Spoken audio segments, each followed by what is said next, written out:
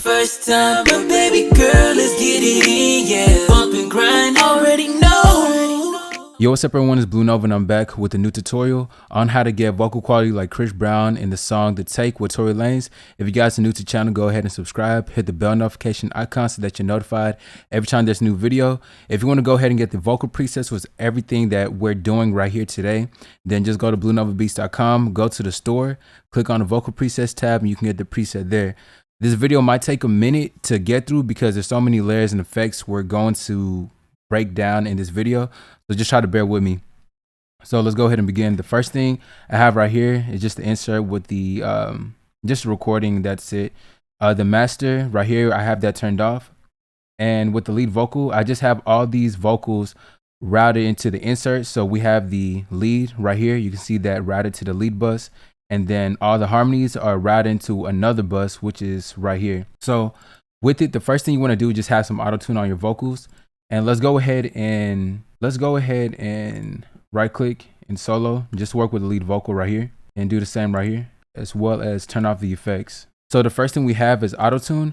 There's a good amount of auto tune going on in Chris Brown's vocals. So you want to make sure you have the retune speed set to around maybe 5 to 20%, depending on how well you can sing. But like I said, there's a lot of auto tune on it. So 5 is what I set it at. I usually don't bring it that much, but I just said F it just because of this song.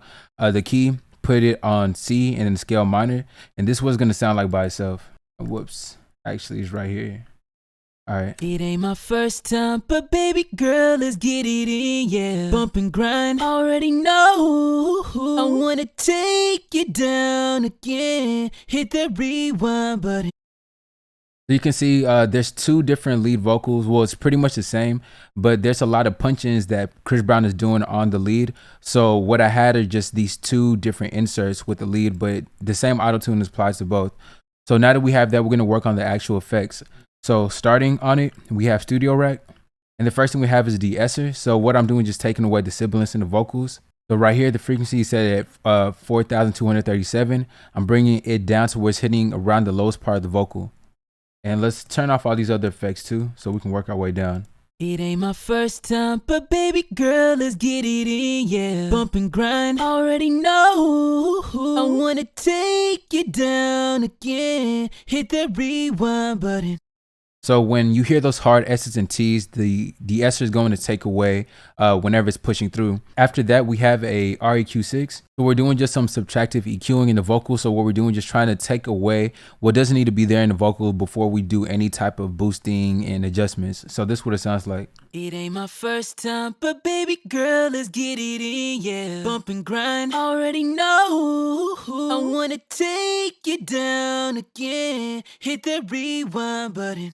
Then after that, we have an R compressor. So what I'm doing is just basically compressing the vocals. So all those hard dynamics in the vocals are honestly just being compressed and being leveled with the other lower parts of the vocals. So with the threshold, I'm bringing it down to around negative 11.9. My ratio set at 2.24. And you can see the attack and release all right here.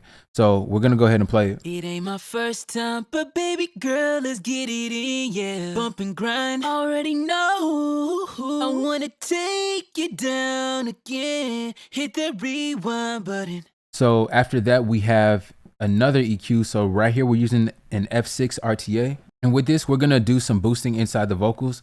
So right here in the high band, we're boosting that up to around 9 decibels in the gain. And then the frequency, we're setting that to around 6,642. For Chris Brown's vocals, they're really crispy and have a lot of high-end presence. So that's what we're doing. We're doing a lot of boosting.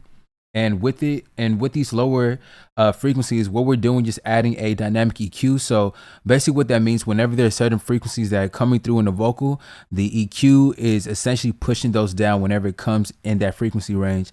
And aside from that, we're also rolling off a good amount of the low end in the vocals, just because Chris Brown's vocals in the lead are very thin, and you're going to see what we're going to do with the harmonies to make sure it fills in some more. But for the lead vocal, we're cutting out a lot of that low and mid frequency. So this is what it sounds like. It ain't my first time, but baby girl, let's get it in, yeah. Bump and grind, already know. I wanna take you down again. So hearing it, the vocals sound very thin, but we're going to work with it later. Towards the end, you're going to hear the final result. After that, we have an L1 limiter, and what we're doing is just bringing up the gain to around -3, well, honestly, -2.9. And then the threshold, we're pushing it down to the lowest part of the vocal, so everything's being full and consistent. It ain't my first time, but baby girl, let's get it in, yeah. Bump and grind, already know. I wanna take you down again. Hit that rewind button. Then after that, we're using the Sibilance Live. Right here, I have the detection set at 60, and you can see all these other settings. So what I'm doing, just taking away those hard S's and T's in the vocals. It ain't my first time, but baby girl, let's get it in, yeah. Bump and grind, already know. I wanna take you down again. Hit that rewind button. And that's essentially it as far as the lead vocal. After that, we're using another studio rack. And with this is going to be more so like the modulation effects, such as the metaflanger and the reverb and the vocals. So with the metaflanger, what we're doing is basically spreading it out and giving it this doubler kind of sound. So these are the settings that you want to have in order to get that sound like Chris Brown. So this is what it is. It ain't my first time, but baby girl, let's get it in, yeah. Bump and grind, already know. I wanna take you down again. Hit that rewind button. So you can hear that there's like this flanger or chorus kind of sound within the vocal. After that, the very last thing is having an reverb, and all we're doing with this is just giving the vocals some reverb. So wait for that to pull up. So right here, all we're doing is just making it, you know, have some depth in the vocal. The wet level on the vocal is pretty low, set at 6. The time is very short. There's not a lot of reverb continuing within the lead vocal. It's very short and cut, like you barely even hear it. So this is what it sounds like. It ain't my first time, but baby girl, let's get it in, yeah. Bump and grind, already know. I wanna take you down again. Hit that rewind button. And that's pretty much it as far as the lead vocal. Now we're going to move into the main and important part, which is the harmonies. So with the harmonies, we're going to go ahead and turn those on right here. So with it, you can see all these inserts just have auto-tune, and it's just going straight to this harmony bus. And with it, let's go ahead and just break down what your harmonies. So harmonies are supposed to be you singing the lead vocal, but basically in a different range or octave. So with this first lead harmony, this is what it's going to sound like. And let's go ahead and turn off the effects so you can just hear the raw quality of it. And let's turn these on right here. So this is going to be the first harmony set. Actually, this right here. It ain't my first time, oh baby girl, let's get it in, yeah. And you can hear in that area right there, it's different compared to lead vocal. So the lead vocal sounds like this. It ain't my first time, but baby girl, let's get it in, yeah. And then the harmony sounds like this. It ain't my first time, oh baby girl, let's get it in, yeah. So it's basically in a sense like a counter vocal. It's still in the same key, but you're just countering it so that it sounds nice together. You want to do the same thing and also have a third one as well. So with it, there's honestly around 3 different harmony groups in this vocal take right here. There's a lot going on. So the more harmony layers and tracks that you have, the more bigger and full your harmony is going to sound. So let's go ahead and start breaking our way into it. With the lead vocal, let's go ahead and turn that off. And with the harmony bus, we're right here. So turning it back on, it's essentially the lead vocal. That's what you want to have. And the next important part is the studio rack where the modulation effects are. So with your harmonies, you want to make sure those are a little bit wider than your lead vocal. So what's the difference? Is just having this doubler 4. And the doubler 4 is just going to spread out the vocals a little bit more, give that more crispy and wide sound. For the high frequency right here, we're boosting that with the doubler, and it's going to make the vocals stand out some more. After that, we just have this reverb, and the reverb settings are a little bit different. We have the time just coming up a little bit more. We're having the time of the reverb going a little bit longer than the lead vocal just because we want it to stand out in the mix. And after that, we just have the H delay. With the H delay, it just gives the vocal some bounce. Within the original song and hook, there's not too much delay going on, but I just added this for something to fill up the hook a little bit more. So this is what the lead, this is what the harmony will sound like. So we're just gonna play one harmony right now. First time, but baby girl, let's get it in, yeah. And that was the second harmony I had. Well, I guess in the numbering on here is off, but that's the second one. The first harmony would sound like this. It ain't my first time, oh baby girl, let's get it in, yeah. And then playing those two harmonies together. It ain't my first time, but baby girl, let's get it in, yeah. And then we also have the ad-libs. So the harmonies and ad-libs are routed to the same bus. For ad-libs, sometimes I would send the ad-lib to another insert. So keep that in mind. I just wanted to make this very short and concise for everybody to understand. With your harmonies and your ad-libs, they can essentially be in the same bus. Just make sure you're leveling everything correctly.